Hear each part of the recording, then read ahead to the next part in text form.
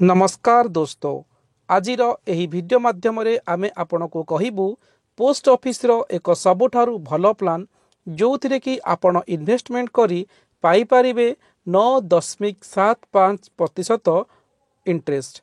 वर्तमान आपण टिके चिंतारे पड़ी जाइथिबे पोस्ट ऑफिस रो ताहा केउ प्लान जो थिरे कि इन्वेस्टमेंट कले 9.75% इंटरेस्ट मिलिबो।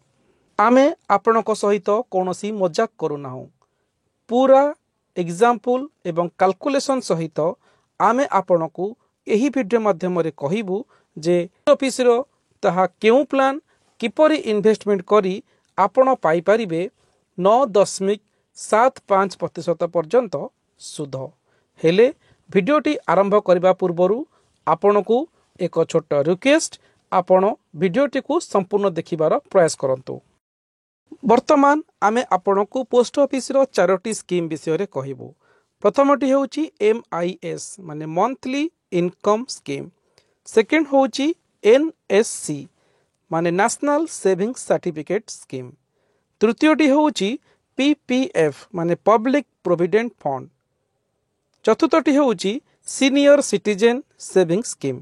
MIS स्कीम रे आपणकू मंथली इनकम स्कीम मिलता है।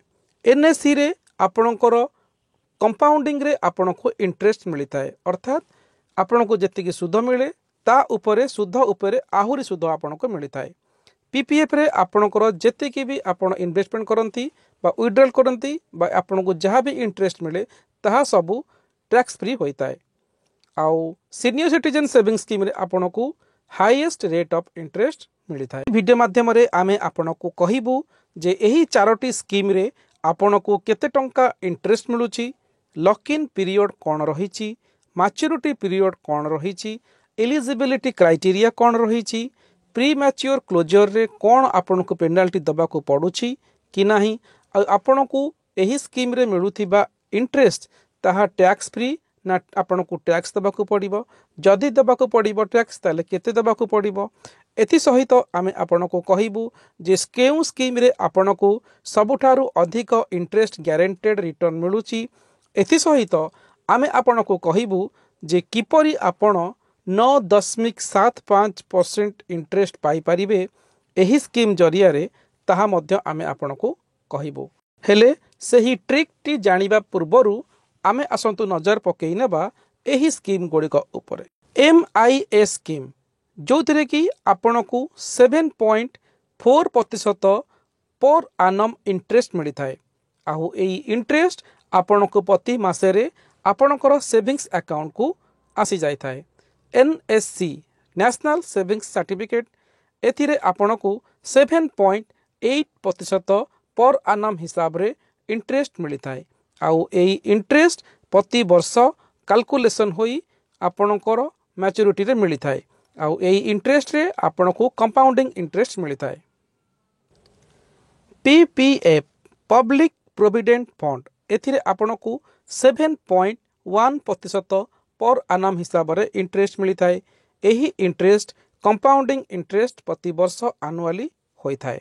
SCSS senior citizen saving scheme रे आपणको 8.2% पर आनम हिसाब रे इंटरेस्ट मिलता है।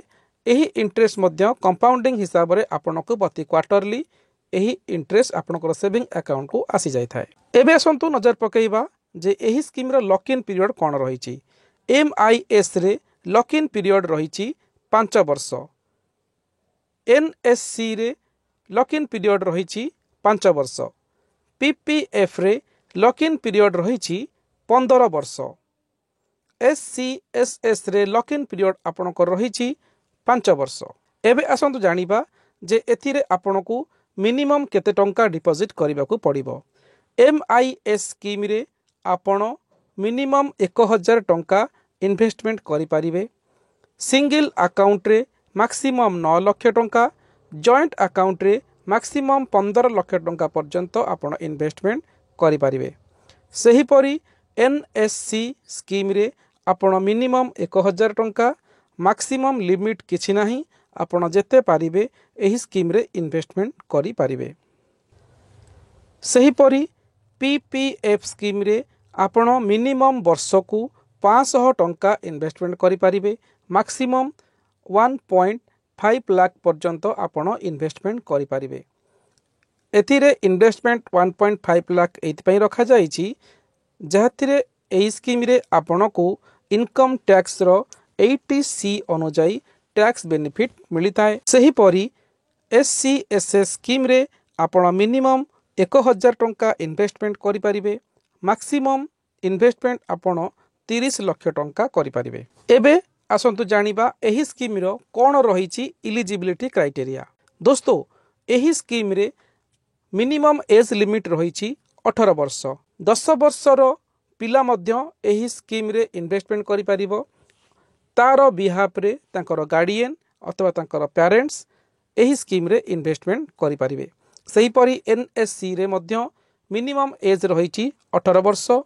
जो पिलार बयस 10 वर्षर ऊर्ध्व ता पई मध्य एही स्कीम रे इन्वेस्टमेंट करा जाई परिबो। तार गार्डियन तार पेरेंट्स मध्य एही स्कीम रे ताक पई इन्वेस्टमेंट करि परिबे। सही परी PPF मध्य सेम। SCSS रे मिनिमम एज रहिछि 60 वर्ष जेहेतु यह एक सीनियर सिटीजन मानकर स्कीम यार मिनिमम एज रहिछि 60 वर्ष किंतु एथिरे गोटे कंडीशन अछि जदि जणे रिटायर्ड गवर्नमेंट एम्प्लॉई VRS नैचंती अथवा से डिफेंस रे अछंती 50 रु 55 वर्ष भितरे से माने एही स्कीम रे इन्वेस्टमेंट करि परिबे।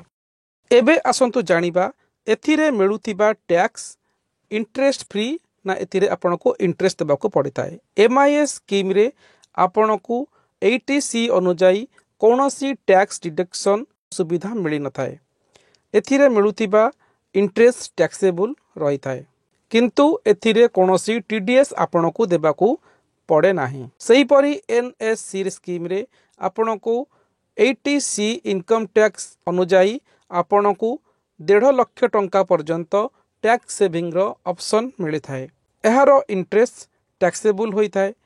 आपण विड्रॉल करूथिबा पैसा रे एतिरे आपण को कोनोसी TDS कटि न थाए। एबे आसंतु जानिबा PPF स्कीम।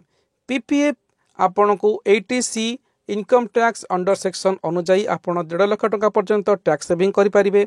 एतिरे मिलुथिबा इंटरेस्ट एकदम टैक्स फ्री होई थाए। आपण कोनोसी टैक्स देबाकू पड़ न थाए अथवा आपण विड्रॉल समय रे मध्य आपण कोनोसी TDS मध्य देबाकू पड़े न थाए। सही परी सीनियर सिटीजन सेविंग स्कीम रे 80C इनकम टैक्स अनुजाई आपण को 1.5 लाख टंका पर्यंत आपण टैक्स सेविंग करि परिबे।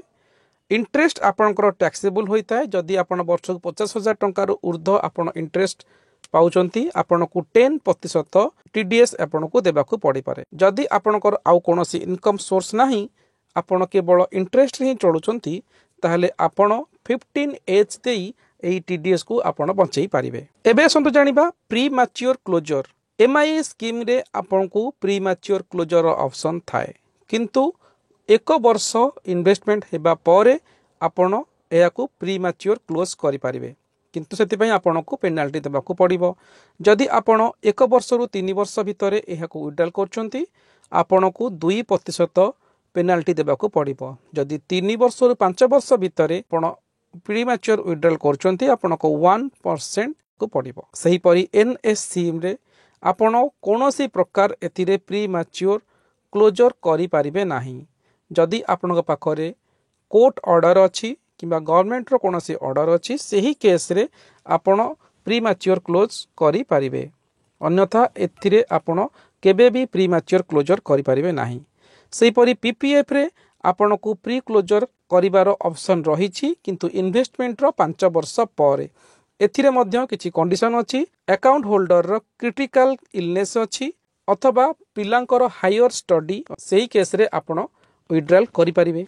जदि कोनोसी कारणरू से NRI हेउचंती ताहे सेही केस रे मध्य प्री मैच्योर क्लोजर होबा करि पारिबे किंतु सेंकु 1% पेनाल्टी देबाकू पड़िबो। सही परी SCSS स्कीम रे आपण प्री मैच्योर क्लोजर करि पारिबे किंतु इन्वेस्टमेंट रो 1 वर्ष पूरीबा परे। जदि आपण 1 रु 2 वर्ष भितरे आपण प्री मैच्योर क्लोजर करूचंती आपण को 1.5% पेनाल्टी देबाकू पड़िबो। 2 रु 5 वर्ष भितर कले 1% आपण को पेनाल्टी देबाकू पड़िबो। दोस्तों ये तो थिला प्री मैच्योर क्लोजर। एबे आसंतु जानिबा भिडियोर मेन मुद्दा को जे किपरि आपनकु 9.75% इंटरेस्ट पाई परिबे। वर्तमान आमे तीनोटी स्कीम जाक आपनकु कंपेयर करिकि देखौछु। पीपीएफ स्कीम को आमे एतिरे बाद रखोछु। एही तीनोटी स्कीम रे आमे 10 लाख लेखे इतिरे आमे इन्वेस्टमेंट करिबा। एमआईएस स्कीम रे आमे आपनको वीडियो माध्यम रे आगरु कहिथिलु जे 7.4% इंटरेस्ट मिलिबो। एमआईएस स्कीम रे 10 लाख आमे जॉइंट अकाउंट रे रखि पारिबा। सेही परी एनएससी रे 10 लाख टंका जोथिरे कि आपनको इंटरेस्ट मिली थाए 7.8%। सेही परी एससीएसएस स्कीम रे आमे 10 लाख टंका इन्वेस्टमेंट कले जोथिरे कि हमको इंटरेस्ट मिली थाए 8.2%। 5 वर्ष रही थाए समस्तंकर अवधि। 5 वर्ष पर आमको एमआईएस स्कीम रे इंटरेस्ट मिलिबो 3,70,000। सेही परी एनएससी रे स्कीम रे आमको 5 वर्ष पर इंटरेस्ट मिलिबो 4,49,000 टंका। सेही परी सीनियर सिटीजन सेविंग स्कीम रे 10 लाख रो इन्वेस्टमेंट रो 5 वर्ष पर आमको मिलिबो 4,10,000 टंका। दोस्तों हेले आपण एबे भाबुथिबे जे सीनियर सिटीजन सेविंग स्कीम रे इंटरेस्ट रेट 8.2% रे 5 वर्ष रे 4,10,000 मिलुथिबा बेले एनएससी स्कीम रे किंतु 7.8% इंटरेस्ट रे 4,49,000 टंका मिलुची। दोस्तों आपनकर कन्फ्यूजन दूर करूची। सीनियर सिटीजन रे आपनको सिंपल इंटरेस्ट मिली थाए। एनएससी स्कीम रे आपनको कंपाउंडिंग इंटरेस्ट मिली थाए, अर्थात इंटरेस्ट उपरे आपनको इंटरेस्ट मिली थाए एनुअली। सेति पई आपनको एथिरे अधिक रकम मिलिबा। दोस्तों एही तीनोटी स्कीम रे आमको मिलुथिबा इंटरेस्ट को जदि आमे पोस्ट ऑफिस रो आउ एक स्कीम जाको कहा जाए आरडी स्कीम रे आमे इन्वेस्टमेंट करिबा बा री इन्वेस्टमेंट करिबा जोथिरे कि आपनको इंटरेस्ट मिली थाए 6.7%। जदि आमे एमआईएस स्कीम रो मिलुथिबा इंटरेस्ट को आरडी स्कीम रे री इन्वेस्टमेंट करंती ताहले आमको टोटाल मिलिबो 70,000 टंका एक्स्ट्रा। जदि आमे सेही सीनियर सिटीजन सेविंग स्कीम रे मिलुथिबा इंटरेस्ट को आरडी स्कीम रे इन्वेस्टमेंट करिदबा ताहले आमको टोटाल मिलिबो इंटरेस्ट एक्स्ट्रा 77,000 टंका।